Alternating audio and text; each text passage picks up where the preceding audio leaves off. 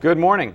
This is Charlie Copeland, and you're watching the Republican Hour this morning. It is the Sunday before Election Day.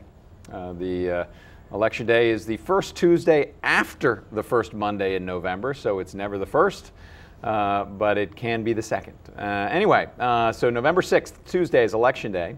And so today's show, we're going to talk to a couple of candidates whom you've met before. I think you're starting to get a chance my second half hour, it's Councilman Mike Brown, whom you all know, and I certainly hope you all will vote for. He's done a nice job for Republicans, I think, in the city of Wilmington, but I think more importantly, he's done a nice job for everybody in the city of Wilmington by helping to bring some balance and a little bit of a voice of opposition to city government. But in the first half hour, she was a new face on the scene this year. Or this election cycle. She is not a new face in the Delaware small business community, having grown a small business literally out of her garage against all sorts of odds, as any of you out there who've tried to start small businesses in your garage will know. Was named the 2012 Small Business Person of the Year, technically Small Business Woman of the Year, which makes life even much more difficult. But I really want to get you a chance to meet her and make your final decision, because the state is run by one party, and that breeds corruption, it breeds problems, it breeds inefficiency, it breeds waste. So the money that should be going to whatever the appropriate place is sometimes gets siphoned off. And so having the loyal opposition there to help watch what the other guy's doing is vitally important to an efficiently functioning, a caring democracy. So with that, I introduce or bring back out this morning Sher Valenzuela. Sher, a pleasure. Good morning. It's good to be here. So with campaigns, odd things happen. And this morning, when you were coming into the show, I was pacing out back there going, gosh, we're getting close to airtime. And all of a sudden my phone rings, and it's you, and you said, we're behind a roadblock because they blocked the road to do some construction. It's about a half mile down the road. What do we do? And I'm like, oh my gosh, because where that is, it's a long drive. So Sher, and when you see her back on the camera, you'll see what she's dressed in. She's very attractively dressed in a nice black dress and boots with some heels. She had to walk through the construction site, and I drove and met her on the other side. So you can imagine the sight of our lieutenant governor candidate. But that's what you do in campaigns. You do whatever it takes. You do what you have to do. So again, how's it going? How's it going? Oh, I have loved this. I'm seriously, it is the hardest work we've ever done. I know you know what I'm talking about, so it's not like I'm not talking to the choir here, but the hardest work, I thought I knew what hard work was, but this is the hardest work, but it's been very rewarding. I don't think you're ever the same. Yeah. You get to know so many people. In Delaware, you get to really touch every city. Mm-hmm. And I don't know how they do it in bigger states, or I certainly don't know how they do it at a national level. It's amazing. You get some comparison there. But I would do it again in a heartbeat. I would do it again in a heartbeat, just for the sheer experience. Well, I mean, given the fact that you're going to win, I think you will be doing it again. No, that is the plan. That is the plan. So you're finishing up, and you're here on my show this morning.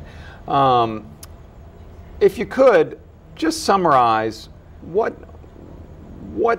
you want to do as lieutenant governor once you're elected. Right. Well, there's no shortage of things to do, and especially in a full-time capacity. I really am looking at making the office of lieutenant governor, as they are in 19 other states now. In very significant ways, lieutenant governors are shifting their role. And making it something that is more of a support mechanism for economic development. Mm-hmm. That's certainly the first thing on the minds of voters, and it's my passion, so it's a good fit in that sense. I love the idea of ushering in measurable change. I cannot even think the way that most career politicians think when they use words like try and good idea and best intentions. It's all boiling down, in my mind, to measurable results. You have goals that are set. They're doable goals, but they're stretch goals because they match the urgency of the need, in this case, economic development. So your goals would be set and established, and then measurable results will be delivered and or tweaked, and the goal will be set again in some very stretching ways. But when it comes to economic development, when it comes to education, obviously many of these things are tied to the issue of economic development. If we want to grow jobs in Delaware, we don't have a climate for that. We don't have people looking to come to Delaware as businesses, and they also are checking out our schools. And we're one of the top in spending for schools, but we're not one of the top when it comes to delivering results. And lastly, it's public safety. I mean, in Wilmington, Parenting Magazine, I don't know if you saw this, but in August of 2012, named Wilmington the most dangerous city in the world. I mean, in the country. That's terrible. Yeah. That's unacceptable. So those are the issues that I want to put my arms around and make some differences in terms of measurable results. Well, and when you have reviews like the Parenting Magazine review, and whether you want to argue with all of their methodologies, it's immaterial. They rated us #1 in terms, and not in a good way, in terms of violence of cities in the United States. And if I'm the CEO of a company out there and saying, gee, do I want to move my offices to Delaware? And I see their education is at best mediocre, but they spend a hell of a lot of money on it, and it's a dangerous city to be in. You know, you're going to have to pay me, Delaware, a lot of money to move there. And if you look at what Governor Markell and Lieutenant Governor Den have spent, tens of millions of dollars on Fisker, on Bloom, the big money center banks here in the state of Delaware. It's gotten very, very little reporting, but they have received over $14 million at this point in time to keep their jobs here and to refurbish offices and things like that. I mean, $14 million to the big banks that have tens of billions of dollars of cash on their balance sheets and are getting free money from the government every day, and yet Delaware taxpayers are handing them money so that they stay here. For nothing. Yeah, basically. For nothing. I mean, that's an example of a bad measurement. That's right. That's right. That is an example of a bad measurement. Now, and again, you have a fascinating backstory in that you and your husband were working for other people, companies, what have you, and you had a son who had special needs, and you weren't getting the services out of the government, but you said, and a matter of fact, they were almost dissuading you from going after the services. And so you said, all right, we're going to, you know, out of the garage, we're going to start an upholstery business to raise a little extra money to help take care of your son, who then not only defied the experts, but is extremely successful as a college graduate now, right? No, he's in his second year. Second year. Yes. But then you grew this business to 70-something employees, and you're running against a guy who, when he was at Berkeley as a college student out there at a Tony West Coast University, was going around telling people he was going to be a senator from Delaware, U.S. senator from Delaware. Yes. When I was in college, I was not telling anybody I was going to be anything other than where's the party on Friday night? Party? Where are the girls? But anyway, so maybe I just didn't have that ruthless ambition that Matt Den has. He actually had an opportunity in his 4 years to demonstrate his executive leadership. His ability to oversee a federal program, the weatherization program, which during the first stimulus bill received millions of dollars here in Delaware.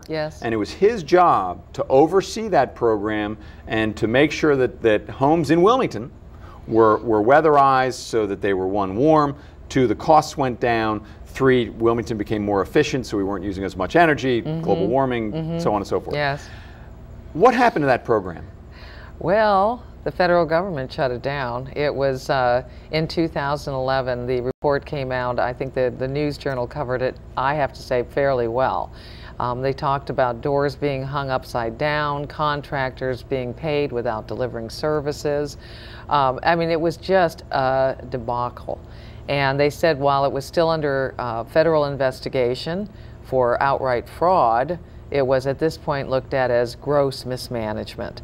So you've got an example again of no management, the results of what happened to that money without being tracked. So we really don't have a sense of what went where. They're still looking at it, as a matter of fact.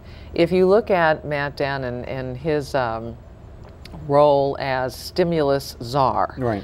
He was responsible for overseeing the distribution of a lot of money, and the weatherization program received, I think it was, I don't know how many millions. The number 7 comes to mind. Might have been more. Like that. The Criminal Justice Oversight Committee is another example that I looked at recently. $6 million for that. Now, Matt is very good at giving money. I mean, he you know, other people's money. Yeah, your money, my money, our listeners' money. He's very good at distributing money, and he will point to the fact that that was his job, and he did that. But he was also responsible, as you know, he oversees this, the Lieutenant Governor oversees the Board of Pardons. So the Criminal Justice Oversight Committee was very much tied to a piece of his role. And they only, at this point in time, in addition to giving out a lot of money without results, obviously we are still struggling in big ways with crime. The report was just completed, and Matt loves reports. They came out in March. It came out in March of this year, and it said that we need to study. We need another study. This is the conclusion. To study what we don't know at this point in time, which is the number of repeat offenders there are, the rate of recidivism. When the Criminal Justice Oversight Committee, when he was appointed as the head of that, the report that was issued then said we needed to study the rate of recidivism. The report that just came out, $6 million, a 6-page report, just came out, and the number one discovery was that we need to study the rate of recidivism. We're one of the few states in the nation that don't know its rates of recidivism. Now, would you agree that that could have something to do with us now having the esteemed #1 position in Wellington? Absolutely. And it is unconscionable that people are dying, that people are graduating from crime college very successfully in Delaware, or walking away. I think they call them escapees in some places, without any level of accountability. When's the last time you saw Matt Denn's name attached to even being a spokesperson for the issues of crime? Right. And yet he was also directed to head up a task force at the State of the State address in January of this year. So obviously you would think that there would be something that he could be directly on top of here, but is grossly behind. Well, and that's my point with the weatherization program, with the Criminal Justice Committee, is that Matt, from a very early age, wanted political power, and still wants political power. And as opposed to going through the school of hard knocks and saying, you know, I'm going to go grow a business, and I'm going to go get these life experiences, I'm going to go do these things, and I'm going to develop a skill set that I can then apply to public service. Right. And so all of a sudden, when somebody dumps a program like weatherization on you, you don't even know what questions to ask because you have no experience. Yes. And so you just cut the checks and say, here, you people go do this. Right. People, I don't know what to look for, what to do. Yeah, it's true. Very true.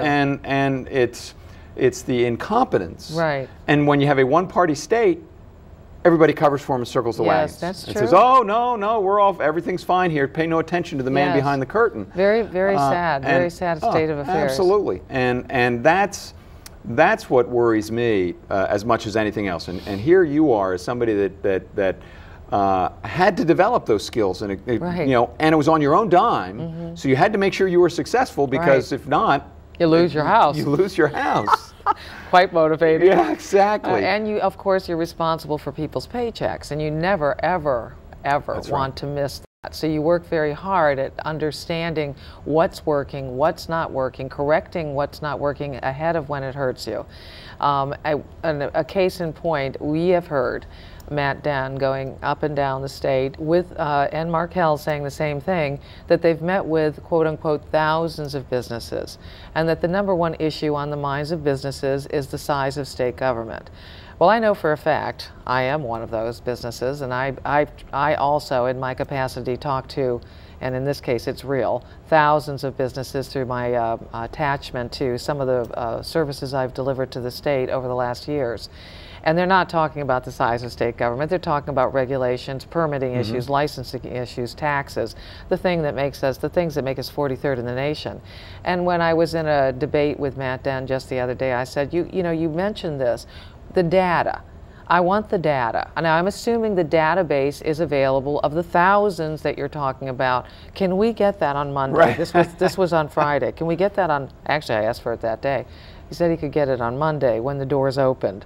So I'm looking forward to what we don't have, because that is the kind of thing that I know that we don't have. Sure, absolutely. And that is absolutely what is critical if you really are going to work, if you are going to help the people that you even actually do see.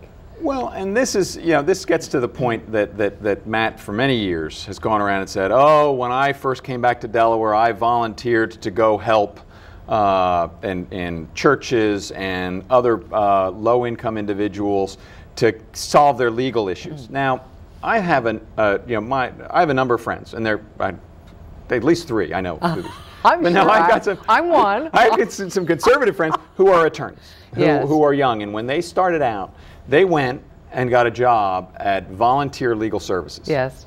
Which is low paid, lousy offices, you know, just grinding it away. You get calls from all sorts of people, all times, you know, with all sorts of problems, and you go and work this out. And these are very conservative people. One of whom was a Republican activist for many years, now lives in Pennsylvania. She's in her late 20s now. Matt, on the other hand, came to Delaware and got a job with one of the wealthiest, most influential, highest billing law firms in the nation. I don't know what he was making, but if you look at what their average compensation is, it had to have at least been in the low 6 figures, maybe the high 5 figures. So he was well paid to go do this, and that allowed them to sort of write off, we're doing this pro bono stuff because we've got this guy out there doing that for them.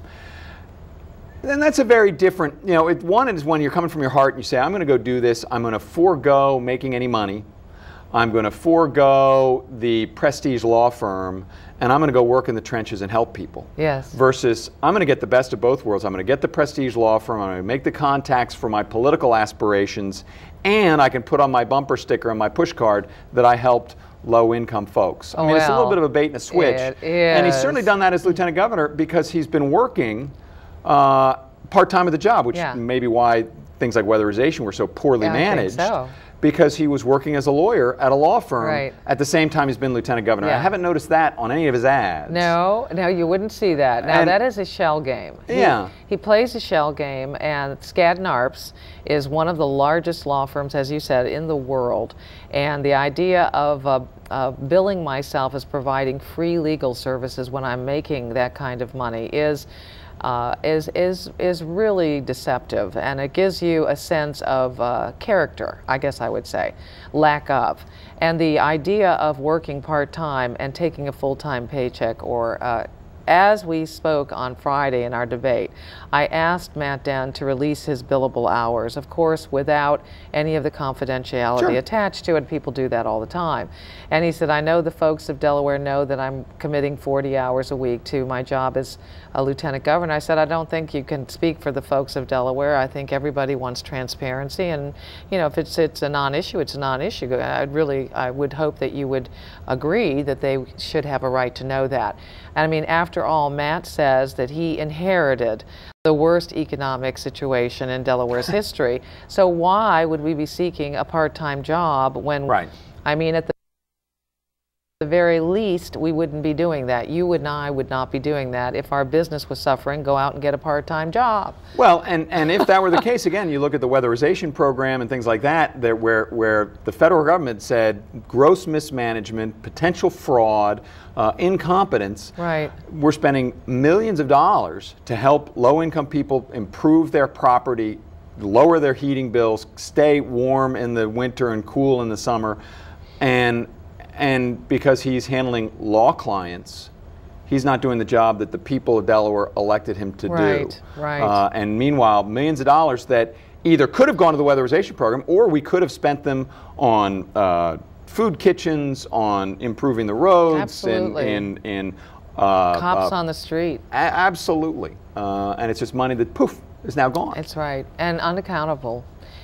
We don't have someone that feels accountable for those kinds of things. In fact, as you said earlier on, Charlie, one-party rule leads to a kind of arrogance. And I think that when we see, and by the way, I mean any party, if it's one party, any party, it leads, it's an equation that doesn't work out. And the kind of arrogance, I guess you get that from being so secure in your role that you can do anything, and the idea of the fact that we are employed by people and accountable to them in terms of where their money is going. Right. It goes over their head after a while, right. you know? And so we've not seen that level of urgency when it comes to the response of either fixing these problems, it's still under investigation, still have not seen a report that you or I would have run to put out to say, here's what we're doing, yes, there were mistakes, taking full accountability for that right now, never happen again because we learned from this and blah, blah, blah. We wouldn't have that kind of a response. Even, you know, we're not looking at perfection here, we're looking at leadership. Right, right. Looking at leadership and let's get a little bit better every year. And the one thing I will say that from the 1950s through to the 1990s or so, you could look at Delaware and you could say, you know what, we are a little bit better this year than last year. Mm-hmm. We are a little bit better this year than last year. We are a little bit better this year than last year. And since about the somewhere in the late 1990s, we can't say that anymore. No. And we're on a glide path because of our legacy of being so well managed and so fortunate. We had DuPont, we had the big banks, all these things, that it was a blessing to Delaware. And those have now stopped. And that legacy is still there, but it's a slowly depreciating asset. Right. And we're on a glide path, and we need someone who's willing to go in there and be accountable and work full time with the skills and experiences that are needed to do the job, one, but also to be the observer of the other side. Right. And as you said, and I've said on this show many, many times, my guys are just as bad as their guys if you give them full control. Yes. And you look in Washington in 2000, 2002, 2004, 2006, my guys were just as bad as their guys because they were in full control. Yes, yes. And that's where the pushback came. Yeah. And that was appropriate. Much as I would have not liked it, I would have liked my guys to have acted like reasonable adults. They didn't. Yeah. But Delaware is the other way. And it's the Democrats that control everything, that do everything. The city is running operating deficits every year. Newcastle County is running operating deficits every year. The state is just barely, balancing itself on revenues versus expenses. We've increased our debt to the highest level per person that it has ever been. Yes. So we've been spending debt to keep the operation going. We need people in there that are willing to step up and say, this isn't the way it should be done, it should be done this way, and by the way, let's go do it. Exactly, with a plan, with an orchestrated plan, a timeline-driven plan. I actually would love to see, and we've talked about this, I co-partnered with Governor Markell on the first entrepreneurial conference in 2009.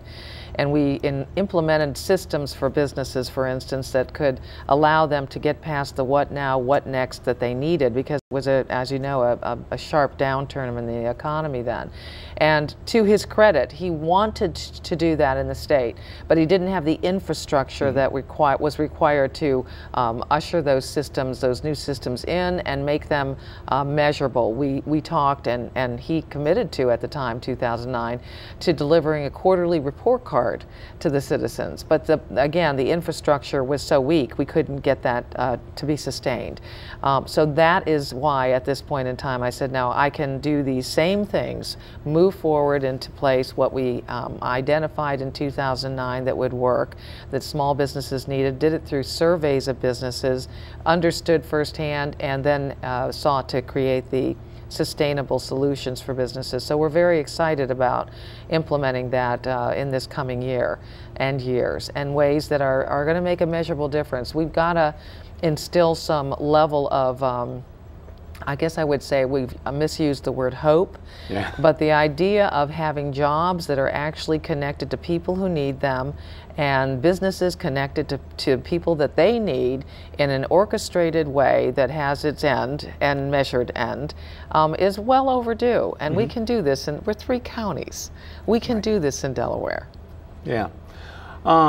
we're coming to the end of this segment, and so I'm going to give you sort of a last word to speak directly to the folks in this community and around the city of Wilmington as to Sher Valenzuela, who's running for lieutenant governor as a Republican, and this is an important election locally, and not that it's not important nationally, but I recognize where we are in Delaware and who's going to win in Delaware, and that's fine. I don't have a problem with that. I understand the historical importance, and I understand the economic thoughts that go on behind that.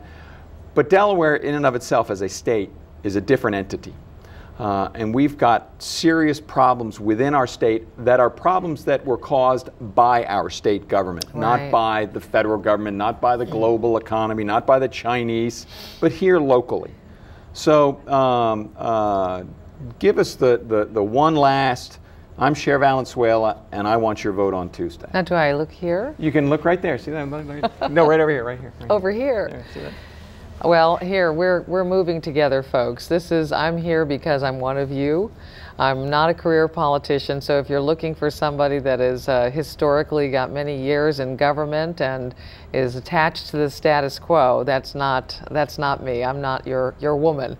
I am a woman that represents 52% of the voting public in Delaware, and as women in Delaware, we're not really represented in the top 10 spots of our state leadership. I believe that women bring a unique voice, a unique set of solutions, a balance in the way that ushers in solutions that we're very hungry for as Delawareans, whether that's in economic development, new ways of making sure dollars reach the teachers in the classroom, which is not happening right now, getting the results for the frontline folks that are equipping the leaders of tomorrow in our classrooms, critically important right now.